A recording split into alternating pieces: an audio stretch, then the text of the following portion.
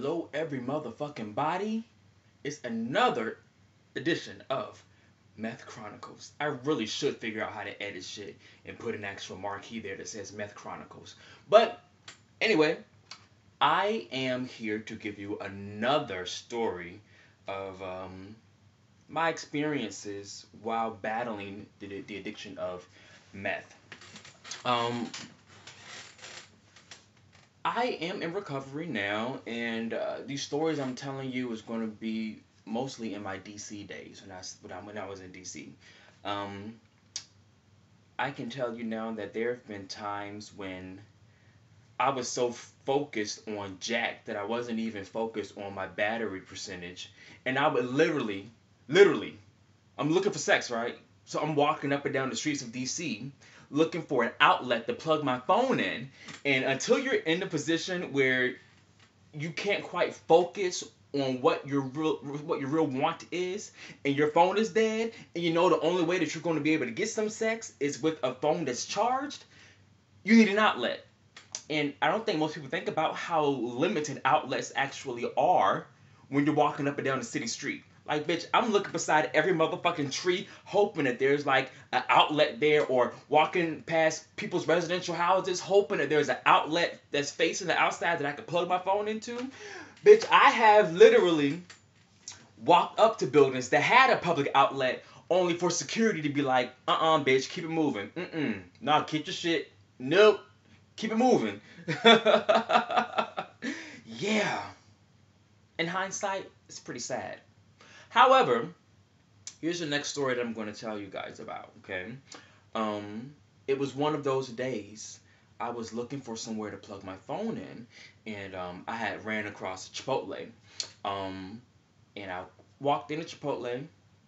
At this point, I was probably 3 days with no sleep. Because as you guys may or may not know, meth keeps you up. You are awake for hours on end. Naturally, when you're up for hours or days, you have sleep deprivation, which causes hallucinations and things of that nature. So, couple the sleep deprivation with meth, bitch, you're seeing and you're hearing all kinds of shit, right? So I walk into the mother Chipotle, right?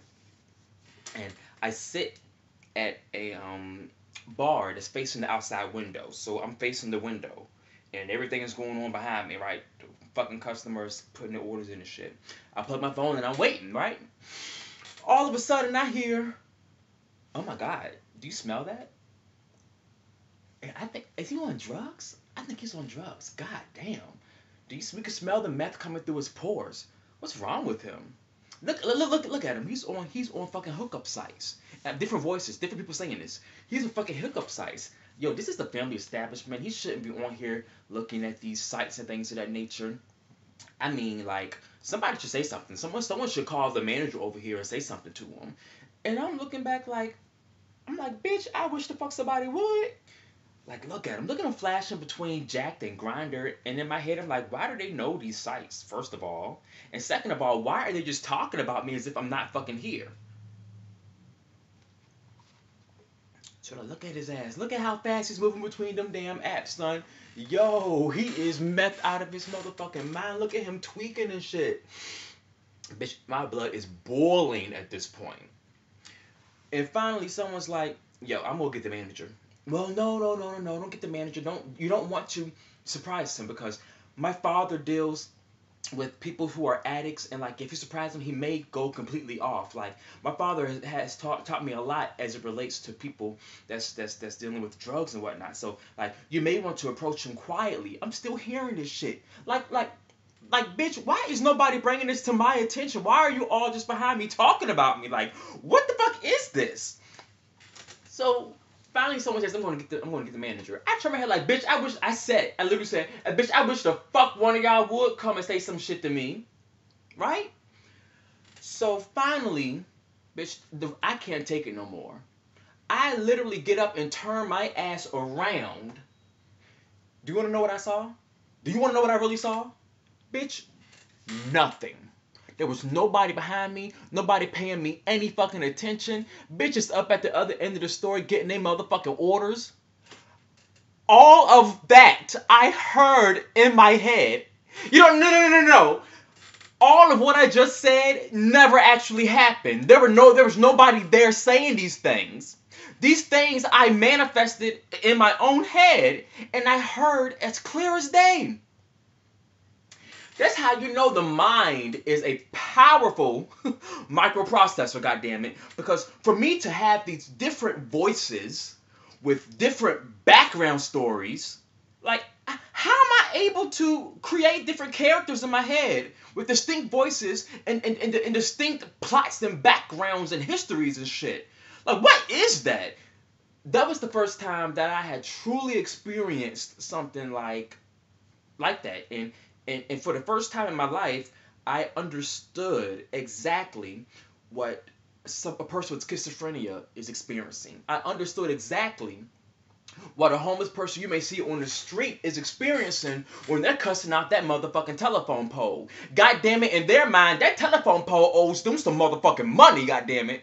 Like, I understood, and I was like, wow, bitch. Wow. You gotta get it together. But I didn't.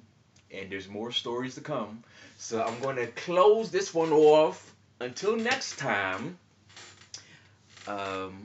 keep your head up. Now, here's the thing. I'm going to make my point to say this after every fucking video. This isn't about me bragging. This isn't about me looking for accolades or notoriety or anything like that. It's simply me sharing with you a struggle that I have had to deal with. And it's simply me letting anyone else who is struggling with this know that there is light on the other side and there is hope for you to get rid of this addiction. It's very difficult for someone who is already dissatisfied with life, for someone who is trying to escape their reality, to let go of a drug that provides them with that escape that they're looking for. Meth is an escape. It acts on your receptors in your brain and causes you to produce like 6 times the normal amount of endorphins, keeping you in this place of euphoria or happiness. And over time, if you actually abuse the drug that much, your body isn't able to get happy on its own. Your endorphins will never shoot up because it's been overworked with all the meth you've been doing. I mean, there's some people that will be schizophrenic for the rest of their lives, fucking around with meth. I mean, meth is a drug that if you take too much of it, you can have a stroke on it. It can stroke you out. You can have a heart attack or a cardiac arrest if you do too much of it. So, you know, I'm all about trying to help individuals understand, first of all, what the addiction is like. Maybe you're not dealing with the addiction yourself, but you're a party to it. You know someone who's dealing with it. If I can help you obtain an understanding of what that person is going through, maybe it'll give you the tools necessary to help that person get through it. Do you understand what I'm saying? I think sometimes people get a misperception of me. Yeah, I'm cute. Yeah, I'm all this and that and the other, but there are layers to me. I'm not just a pretty face. I'm not just a fat ass.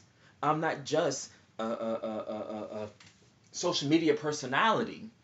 I am a human with flaws. I am a human that has gone through shit. I am a multifaceted individual. And when we get to the nuts and bolts of the situation, I am very humble and very transparent because I believe that transparency is the best policy. Okay? When you are transparent and when you drive your narrative, nobody can hold that over your head. When you are in charge of your narrative and you put your information out the way that you see fit, nobody can hold that against you. And it's you being, first of all, honest with yourself and honest with other people that releases you. You're free to be who you want to be. That's what I'm trying to stress to everybody. That's what my purpose is on this earth. I know that my purpose on this earth is to minister to other people and give people the tools necessary to be their best self, to be their authentic selves, to not water themselves down for nobody, to not diminish their greatness, to let somebody else shine. That's all that I've ever tried to do. Since 2013, that is. Because I'm not even going to lie, bitch. I was a shady motherfucking queen in the past. But I've grown. And some people can see my growth and some people choose not to. That's not my problem. That's not my struggle. I'm going to continue to stay in my lane. I'm going to continue to encourage. I'm going to continue to instill values. I'm going to continue to build up. I'm going to continue to show you guys by example that it is easy breezy, beautiful cover girl here on Cloud Be Yourself. Okay? All right. And on that note, I'm going to go and I'll talk to you later. Bah.